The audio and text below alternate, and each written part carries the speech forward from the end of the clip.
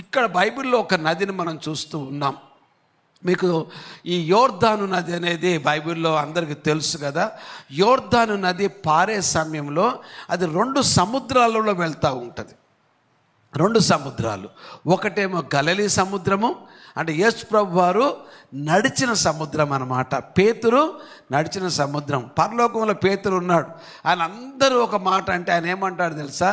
నీటి మీద నడిచిన ఏకైక వ్యక్తిని యేసు ప్రభు తర్వాత నేనే అంటాడు అనమాట. మనం ఏం చేయలేము. ఇంకా నడిచావు కదా, బొంకినవు కూడా నువ్వేం చెప్పాలి. అప్పుడు 3 సార్లు బొంకినోడు కూడా నువ్వేం చెప్పాలా, అప్పుడు కానీ సెట్ కాడు.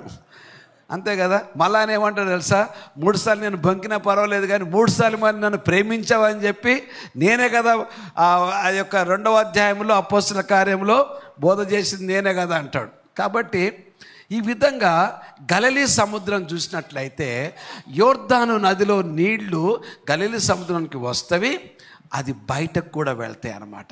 సముద్రంలోకి వస్తవి, అది లెట్ అవుట్ ఉన్నది దానికి. కానీ మృత సముద్రం ఉంది, డెడ్ సీ అంటారు. అది నీళ్లు వస్తాయి కానీ బయటకు పో, అక్కడే అయిపోతాయి అన్నమాట. దానివల్ల ఏమవుతుందంటే అక్కడ ఎండ వేడిమి ఎక్కువ ఉంటుంది కాబట్టి ఆ నీళ్లు ఆవిరి చెంది ఆ యొక్క సాల్ట్ అంటే అది ఉప్పు అనేది పేరుకొని పోయి దాదాపుగా 6 రెట్లు ఎక్కువగా ఉప్పు ఉంటుంది అన్నమాట. కాబట్టి ఒకవేళ ఎవరైనా మన మృత సముద్రం దగ్గరికి వెళ్ళారనుకోండి, మీరు చాలామంది వెళ్ళిండొచ్చు, చూస్తే అక్కడ మునిగిపోయే సమస్య ఉండదు. నువ్వు ఎల్లకిళ్ళ పడుకున్నావంటే మునగవు. కానీ బోర్ల పడితే మాత్రం ఆ యొక్క నీటి ఆ యొక్క సెలినిటీకి అది తట్టుకోలేక చనిపోయే పరిస్థితి ఉంటుంది. కానీ వెల్లకిళ్ళ ఉంటే మాత్రము మునిగే పరిస్థితి లేదు. అది మృత సముద్ర డెడ్ సీ యొక్క స్వభావం.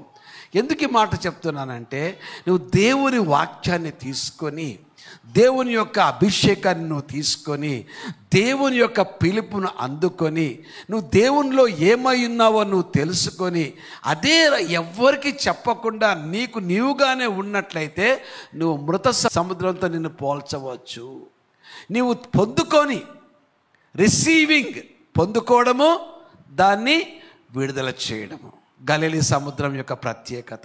నువ్వు ఒక విశ్వాసిగా ఎన్ని సంవత్సరాలు నువ్వు ఉన్నావో నాకు తెలియదు కానీ, చిన్నవారు కానీ పెద్దవారు కానీ, నువ్వు గలిలీ సముద్రం లాగా ఉన్నావా, నీవు మృత సముద్రం లాగా ఉన్నావా? అది ప్రశ్న మనమే వేసుకోవాలి.